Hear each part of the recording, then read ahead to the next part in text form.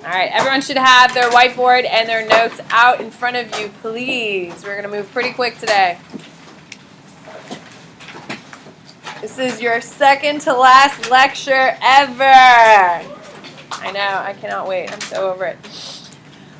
Friendly reminder that tomorrow's Wednesday, then Thursday, which is your last 25-question test content ever. Then comes Friday. This Friday.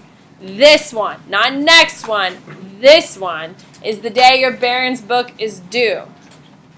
Now, I've been talking about it since parent-teacher conferences, and I've been talking about it since open house. You need to have your Barron's book on Friday. You need to have your Barron's book on Friday. You need to have your Barron's book on Friday. Why? I'm going to show you how to annotate. I'm going to show you what your new grade points are. You're going to have a new scope and sequence. Everything changes on Friday. Everything changes on Friday. There are no more worksheets. Everything is completely different. You need to have your Barron's book on Friday. Your Barron's book's worth 150 points a week. That's a lot of points. You need to know how to do it and how to earn those points, because if you're not earning those points, you're going to drown in AP World. You can totally fail fourth quarter. Absolutely. So, it is super important that you bring your book on Friday. You need me to go through it with you. If you are one of those people who probably aren't going to bring it because you're a disorganized person, and even though I've been telling you since August, you're probably going to forget, I would bring your Barron's book in and put it in a locker. So at least it's on campus. Does that make sense? I don't care if you own it and you leave it at home. That does not do me any good when I'm here on Friday. Yes? So bring your Barron's book on Friday. You need me to go through it. If you do not have it on Friday, do not come to my class. Go hide behind a vending machine or whatever you people do. I don't care. I do not want to see your face because I will lose my shit. Yes? Friday, March 29th, this Friday, you need to have your Barron's book. Thursday, you have a test. Your last Focus and Spice are due then. Hopefully, who here is finished with their Focus and Spice? Feels good, right? Never going to see one of those again. And then, yeah. So, questions, concerns about what's happening on Friday? It's a big deal. You need to have your Barron's book. Everything changes Friday. So, on your whiteboard, here we go. On your whiteboard, please tell me what is the name of the gentleman who is going to create the two-state system.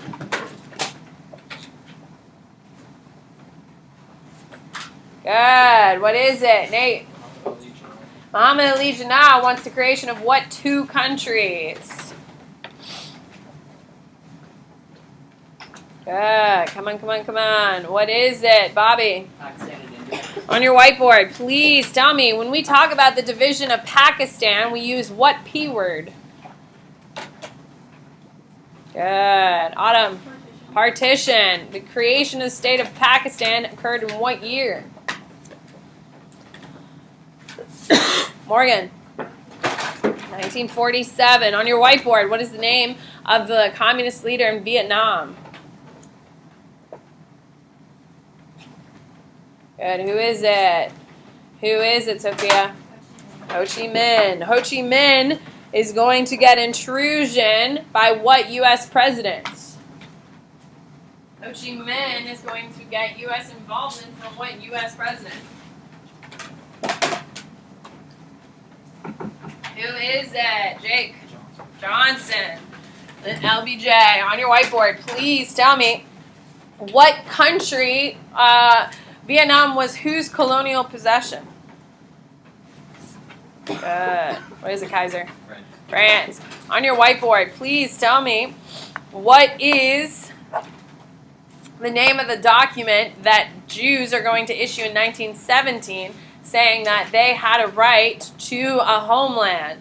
And this is the beginning of the Zionist movement. What is it? What do you got? Not cow. What the hell? Broad. Sorry, darling. Declaration. Balfour Declaration. On your whiteboard, please tell me what is Please tell me, what year is the state of Israel created? Good. What is it? Colton. 1947. On your whiteboard, Israel is carved out of what country? Good. Good. What is it, Javi? Palestine. On your whiteboard, please tell me, what is the name of the Egyptian leader who's going to steal the Suez Canal? It's in your vocab. I don't know if we covered it in class. What is it, Cynthia? Nasser. Nasser is. Obviously, we didn't get to that. Who can raise your hand and tell me where we did get to? Kylie. Okay, so we have the Jewish state. We know that Jews and the Gaza Strip are fighting. Yes? Perfect. Perfect. Please don't waste anything. Got it. So we talked about, I taught on last Friday that Israel, and then the night before we had our first bombing of Israel in 4 years, yes? It's continued. Last night a rocket hit Israel again from the Gaza Strip, so is it ending or is it still going? Now, they haven't declared war on each other. We're not full-on open bombing each other yet, but it's still a conflict that is still erupting. So please keep following that. It is a very big impact. All right, so let's go to Egypt. In Egypt, you need to know of a man named Jamal Abdel Nasser.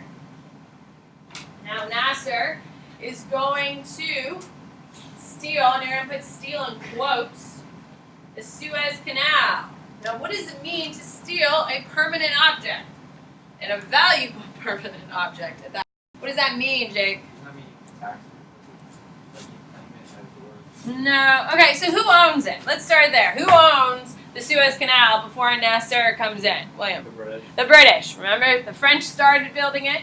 They ran out of money, so the British came in and they took over and they built it. So the British are controlling the Suez Canal. Why is the Suez Canal so valuable?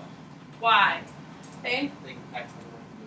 It is the most widely traveled place in the whole wide world. It connects, obviously, two massive bodies of water. It's a huge deal. So who's making tons and tons of money off of it? The British. But it's located in Egypt. So Nasser steals it. What does that mean that he goes in and steals it? Evan? Well, it's called nationalizing when he takes and makes it Egyptian, and he does that. What does it mean, steals? Does he take in a whole army and go in and take it? No, because that would be the conflict, a war conflict, yes? He goes in the middle of the night with like 20 Egyptians, and they start cutting the throats of a bunch of British people, and then all the British people are dead, and who's the only ones there?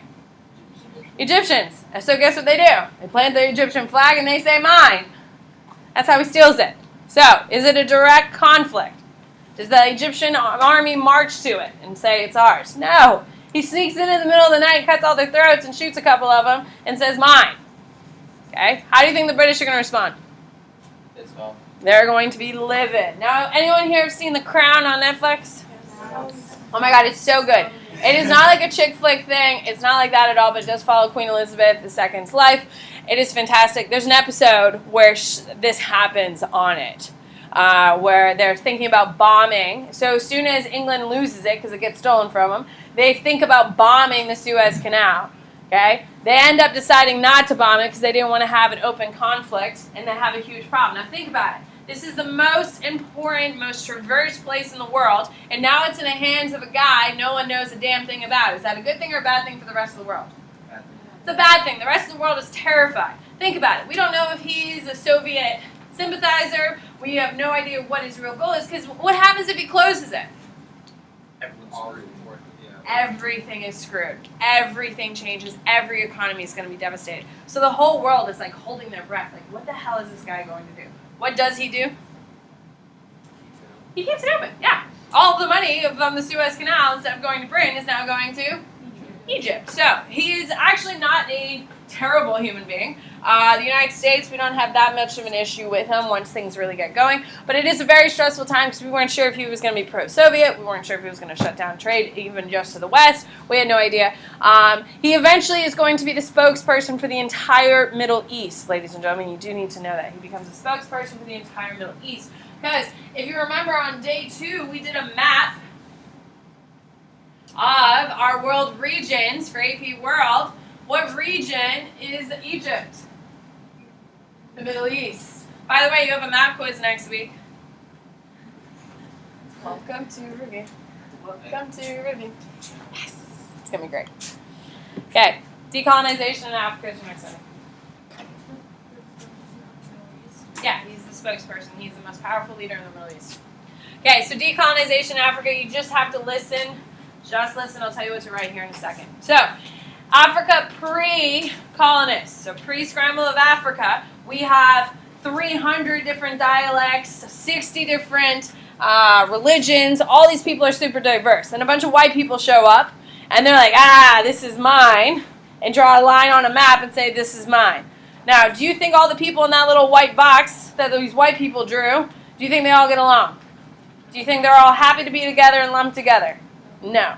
So, once the colonists are starting to lose power and starting to withdraw, do you think these people want to change some borders? Do you think they want to get rid of some people that they don't like? Yes. You need to understand that Africa is the most diverse place on the planet for culture, ideas, languages. And they've all been shoved into these boxes during what meeting? You can raise your hand and tell me, where did these borders get drawn? Colton.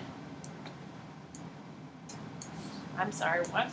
Never mind. Oh, William. Berlin Conference. Berlin Conference. Okay? Guys, you need to be making these connections here. So, first colony that's going to get its independence is Algeria. Is that right? Algeria. Algeria wants its independence from France.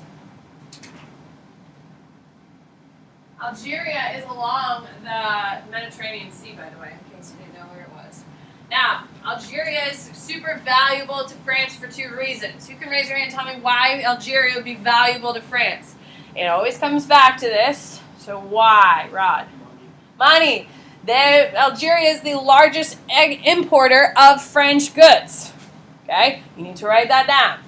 Algeria is the largest importer of French goods. Second reason is 2 million French people live in Algeria. And think about it. Is France a big country or a small one?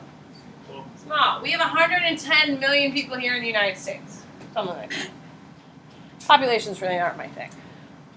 France, I would say, probably has between 20 and 30 million people.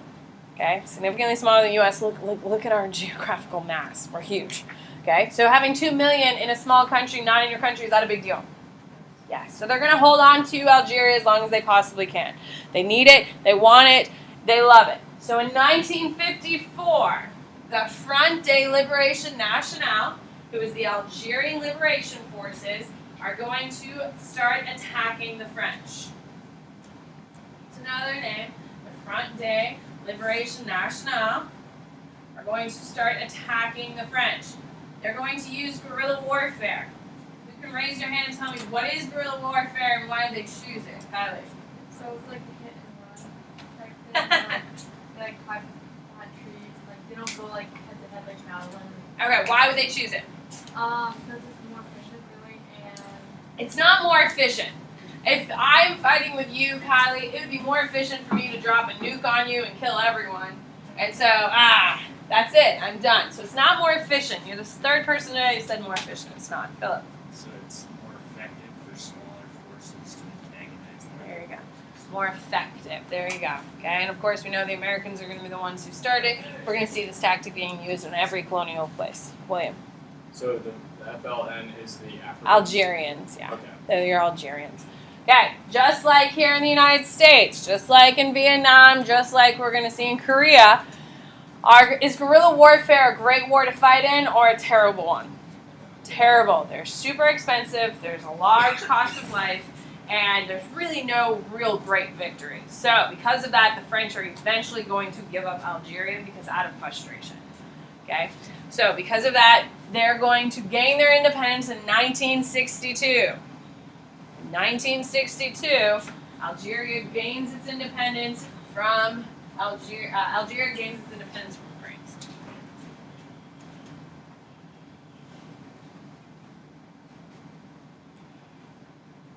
Okay, now there's a cultural movement, and I want you to underline cultural movement called negritude or blackness. There's a cultural movement called negritude or blackness, and it starts in the United States and spreads worldwide. It starts in the United States and spreads worldwide in the 1960s. Okay, so negritude is going to start in the United States in the 1960s. What is happening in the 1960s in the United States? What is happening here? Jake? Segregation? Desegregation. Yes, your civil rights movement is happening. So, blackness or negritude is talking about black is beautiful. It is taking the narrative of Africans being submissive, they're slaves, they're subhuman, which has been going on for about 600 years at this point, and turning it upside down and saying that black women, black men are powerful, they're strong, they're descendants of kings, they're queens. Okay? It's flipping the narrative from a negative connotation to a positive connotation and saying that they're incredibly powerful and beautiful and all that stuff. You're going to see that it is going to reject colonial oppression and reject colonial values. You need to have that. What is the religion your colonial oppressors brought? Christianity. So what are they going to begin doing? Rejecting Christianity. Okay? They're going to try to recreate these ancient religions that have been killed off by colonialism. They're also going to start adopting what traditional religion that came to Africa on its own and spread quickly in period 3. William? Islam. You're going to have a lot of Africans convert to Islam. Why? Because it naturally became popular in Africa pre-slavery. Then it was with the colonial oppressors came in, they stomped it out and pushed in Christianity. So you're going to start seeing, have you ever seen like the black, what do they call themselves? Black Israelists? No? There's a, never mind, we're moving on. Anyway, there's a huge movement in Africa. Here in the United States, a lot of African Americans are converting to Islam. It's a huge movement, got very, very popular. Malcolm X. Who's the boxer guy? Muhammad Ali is going to convert to it. It's a huge part of this movement. It becomes a very big deal, and it's going to have a huge effect. Ghana is next. Now, Ghana is going to be the first country in sub-Saharan Africa to gain its independence from England. They are the first ones to gain it in overall, but they get it from England. So, Ghana is the first country to gain its independence from England. Okay? And Kwame Nkrumah is going to be your leader of Ghana. Now, they are going to get their independence in 1957 with very little bloodshed. Now, why do you think the British are not going to really fight for Ghana? Makes logical sense. It always comes back to this. Morgan. Yeah, they're not financially worth the investment of even more. Now, keep in mind, to have a colony, you already have to have white people living there, right? To be your governors, your leaders. You have to have the military. It's very costly to have a colony. However, most of the colonies, especially in the 1950s, that the British, the French, and other colonial oppressors have, are typically very wealthy. So if the British are giving this up really quickly, is it a very wealthy colony? No. So they give it up pretty quick. Okay, very little bloodshed. If you've seen The Crown, okay, she goes to Ghana to solidify and begin this whole movement called the Commonwealth, which is still around today. And she dances with Kwame Nkrumah, and the whole world is horrified that this white queen is dancing with a black king in Africa.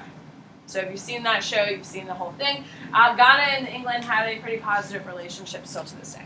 They're in the Commonwealth. What? The first country in Africa to gain independence overall Overall, yeah. is Ghana. Is Ghana. Okay. And they get their independence from England. Okay, Kenya is your next one.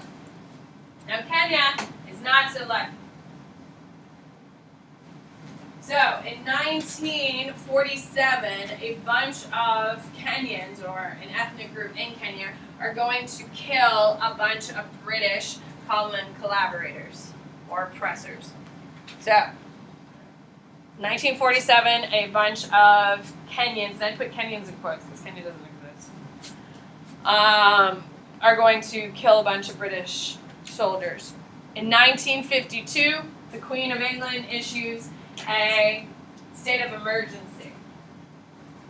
Okay, that the lives of British citizens are in danger in Kenya. So now the Queen of England comes into power in 1951, I think. She becomes Queen of England. So this is one of her first real things. Okay, so as a young queen, within her first year, the Prime Minister of England, who's Winston Churchill, goes up to the Queen and says, you have to take a stand. If you don't punish these people, then all of your colonies are going to rebel. So what does she do? She punishes them really severely. Okay, she's going to kill about 12,000 Kenyans, and only 100 Europeans are going to die. So, is this a fair fight or completely one-sided? Okay, now, after this, after the death of 12,000 Kenyans are reported, okay, she is going to get a ton of negative publicity. This queen, she has no idea what she's doing. She's savagely killing. Look at all this destruction. So, what's going to happen is after this, Queen Elizabeth is going to start saying, well, shit. So, by 1963, Kenya is going to gain its independence. So, Kenya is really only going to have one big fight. Yes, 12,000 people are going to die, but after that, the Queen Elizabeth II is going to kind of really pull back forces. By the way, Queen Elizabeth II is the only person I've taught you so far this year that's alive today. Everyone else has been dead. Most of these people for thousands of years, but she's alive. She's on the brink of death. She's 300 years old. She's going to die here any day. Or within a month. Maybe. I don't know. Maybe she'll live forever. I think she'll live longer. God. Poor Charles, man. Charles just wants to be king. Wait 50 years. I think 60 years. Some crazy amount. Anyway, so Kenya's going to get its independence in 1963. Really only after one conflict. Now, deadly one, of course, but really one. Okay, South Africa is your next heading. South Africa has a system called the apartheid, and it was created in 1948. South Africa has a system called the apartheid. It was created in 1948. It is a social, political, and economic system. It's a social, political, and economic system that puts whites on top of all people and then ranks all black citizens by tribe. So apartheid is a social structure that puts white people on the top, and then it ranks all the black people by tribe. Ladies and gentlemen, obviously we can all agree that apartheid by ranking by power and wealth of black, white, obviously by racial integrity is horrible and awful. Can we agree? However, if you were going to implement it, social structure based on race, you would use this one. It is super effective. Why? Well, think about it. 7% of South Africa are white. 7% of the country is white. They get 87% of the land. Sounds like it's a pretty strong system for white people. Now, the black component of it. So, if only 7% of South Africa are white, that means 93% are not white. Okay, so now there's all different races. There's Indian people there. Remember, this is a huge trading port, so there's a whole mix. But how they do it is they rank all of the tribes, the indigenous tribes. And all the tribes that were the most friendly to the British when they arrived get a higher ranking. And all the tribes that are hostile to the white people have a lower ranking. So, because they rank all the tribes, Who are they fighting with all the time? The lower ranks. They're fighting within themselves, and they're leaving who out of it? So in this system, it's a perfect racial injustice system. I mean, obviously, it's a terrible system, but it is perfectly designed to keep the blacks fighting amongst themselves, and who's gaining all the profits and the wealth and the prestige? The whites. Okay. Now, the apartheid system is going to create settlements of homelands. Okay. Now, the African National Congress, which you do need to write, is going to create a document called the Freedom Charter in 1955. This document in 1955 is going to publicly declare the apartheid an unjust system. Now, do you think everyone knew it was an unjust system in 1948? Of course. But this is going to be recognized around the world as an unjust system. Because of that, other countries are going to begin to condemn what is happening in South Africa, including the United States. After we received the Freedom Charter in 1955, and we're like, oh shit, we can't allow this to happen, we began to condemn South Africa, which means we limited visitation of South Africans, we limited trade, and we put really high tariffs on all products they were trying to export to the United States as punishment, sanctions. Now, my brother has a really good friend who lives in South Africa, and he's coming here in September or October of this upcoming year. He's been trying to get a travel visa from the United States for about 9 months and still hasn't gotten it. He has to ask permission from 3 different aspects of the United States government in order to come. Where did these sanctions originally arise from? The apartheid component. Now, the apartheid has been dismantled in the 1990s. However, we still have a lot of regulations against a lot of South African and a lot of other African countries because there's a lot of other complications to it. But he can't get here. Now, my brother is going in December to visit him. He's going on a safari. Isn't that cool? Anyway, he's already bought his tickets. He doesn't have to ask for a visa. South Africa is just like, bring your money! Because American money is, of course, valuable and well-accepted everywhere in the world. So you can kind of see a little bit of that. What? Wait, when did they punish British? Because the British aren't in control of South Africa at this point. The British are out. They leave it pretty quick. Who's getting all? Who are the white people? The white people are British, but they now call themselves South Africans. They're no longer directly tied. What do you got? They're still British, but Is it South Africa like rich? no. But it's like rich. They have wealth people. Like, they have wealth there, but it's all white. It's better. It's more organized than the rest of Africa. It's the wealthiest country in South Africa. I think Egypt would rival it.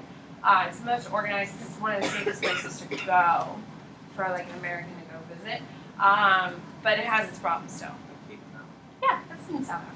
Okay, so you do need to know the dismantling of apartheid is done by an incredible man named Nelson Mandela in 1990.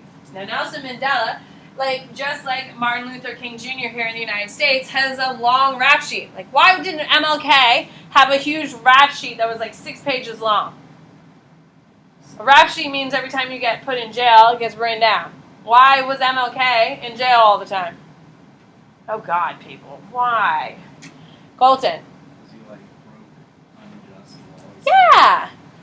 Absolutely. He broke a ton of laws, Jim Crow laws. He was constantly getting thrown into jail. And a lot of the money that people were sending to the civil rights cause actually went in to pay for people to get out of jail.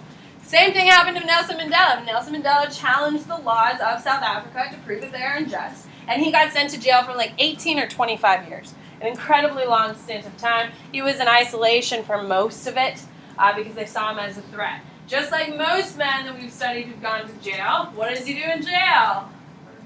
He writes a book. And in jail, he writes this book, and he gets it published. He smuggles it out. He gets published, and he becomes the most popular person in South Africa. Now, keep in mind, he's a black man.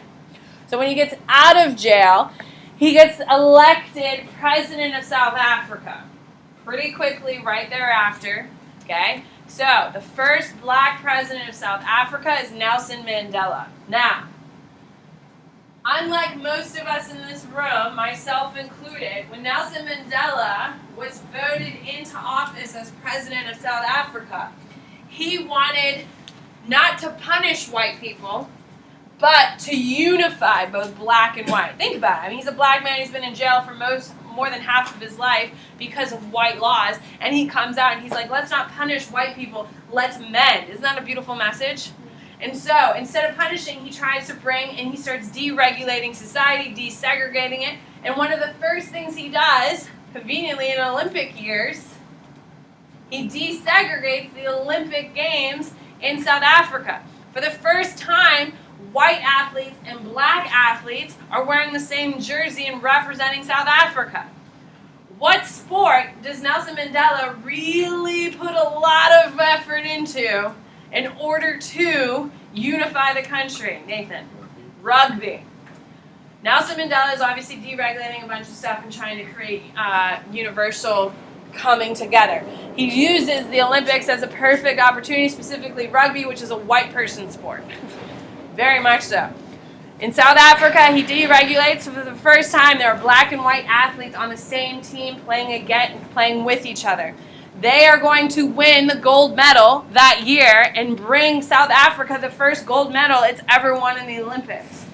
He does this and supports this because he wants everyone in the country to celebrate, A, South Africa, and B, see the values of white people and black people on an equal footing. There's obviously a ton more to him, but there's a bunch of movies about that. He is going to create a more democratic society. He's an incredible man, totally fascinating. Now, have you heard of a guy named Trevor Noah? Okay, he's the Comedy Central. He's on The Daily Show. He is from South Africa. He was born in like 87, 88, I don't know. He's right around my age. He was born at the very end of apartheid. He is black and white. So is that illegal? Yes. He wrote a book called Born a Crime because he was born a crime. He's half and half. And his book is absolutely hilarious. Like, you'll sit there and like laugh out loud reading it, and it's really poignant and really interesting. The historical facts in it are super fascinating and accurate, as well as he tells you his story of growing up in South Africa and the whole component. Whether you agree with Trevor Noah's politics here today in 2019, it doesn't matter. He doesn't talk about the United States at all. He's only talking about his experience. I would totally pick it up. It's a hell of a book. I read it in December, and I enjoyed it so much. I told my brother to read it, who's like a diehard Trump supporter, and he's like, I would never read Trevor Noah's book. He's like such a left. And I was like, he doesn't talk about Trump at all. And he's like, fine. He read it in 3 days and absolutely loved it. Like, it's a great book. It's a very easy read. But it talks about what the life is like for a kid like him and the different experiences. So you should totally check it out this summer. To the boards. Here we go. But it's called Born a Crime. It's on like every list. It's on Amazon. It's like #1. It's at Barnes & Noble, all over the damn place. When you go buy your Barron's book Thursday night for Friday, you can just pick it up while you're there. It's sold out at Barnes & Noble. What, Barron's books already? Nice. Well, you got 2 days. Today's your last day to order it on Amazon, I guess. You can go to the one in Carrollwood, and right now they're 15% off, so they're only $20. And then there's a code, and it's only $17 if you order it online. There you go. I Okay. ordered it this morning for you can get it up after school. All right. Hey, as long as it gets here, I don't care. On your whiteboard, please tell me what country is France going to hold on to the longest because it has 2 million of its citizens, as well as the largest importer of French goods. Autumn. What is the name of the Algerian force that is going to fight the French?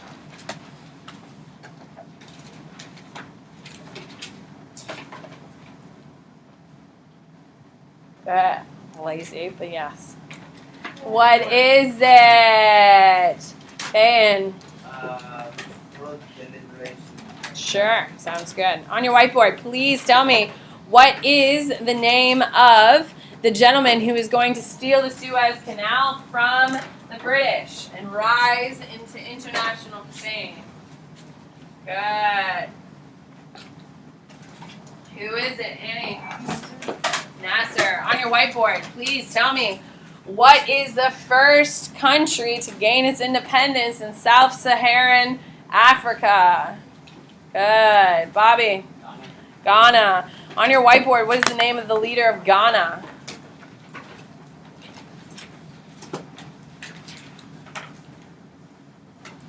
Good.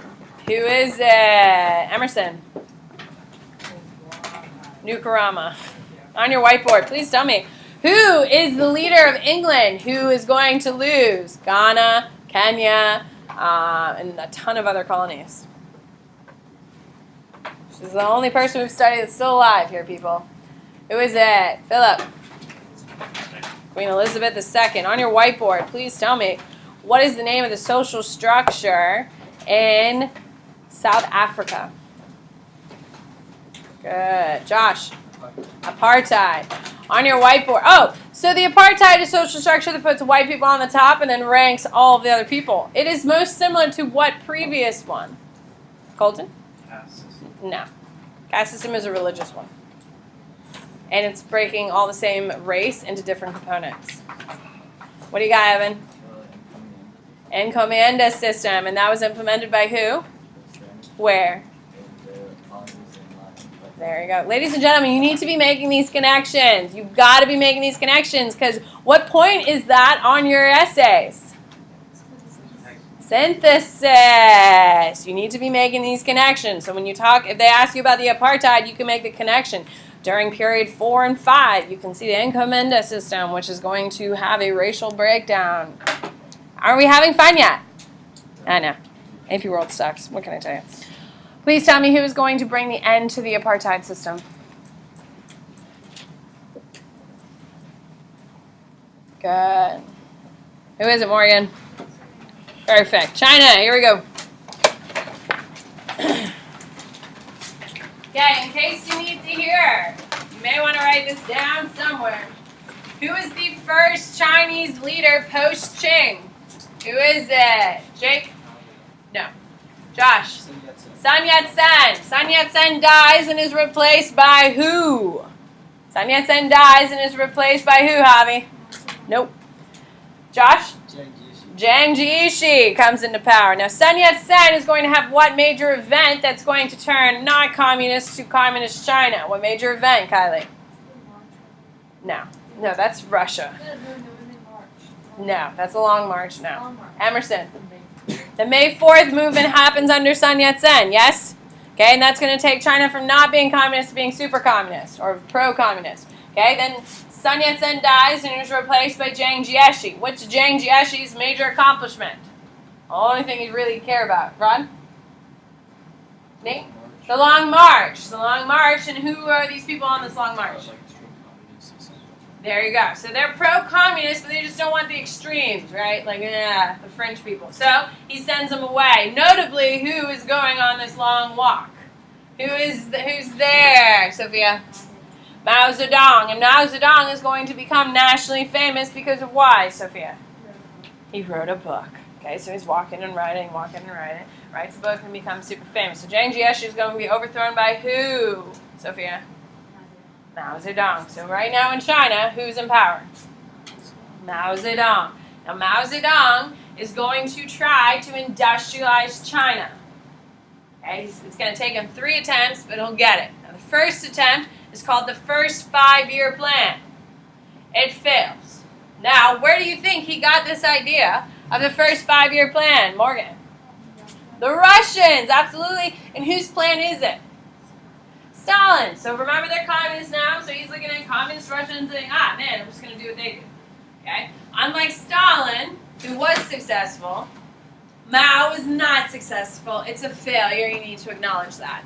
Okay? So the First 5-Year Plan, it's a failure. Then he does the Great Leap Forward. That's his second attempt. You need to write down that it is moderately successful. It is moderately successful. A, there is some industrialization that's going to happen. Now, why isn't China industrialized? Who can connect it to previous content? Come on. Why isn't China industrialized? Why? Kylie? No. Okay? Well, Spheres, there you go. Spheres of influence were about taking goods from China and taking them out. Industrialization is about taking all those resources and building there. All the West did not want that, so they were just taking. So, the Great Leap Forward is moderately successful. There are some industrialization occurring. You need to have that. There's some industrial production occurring.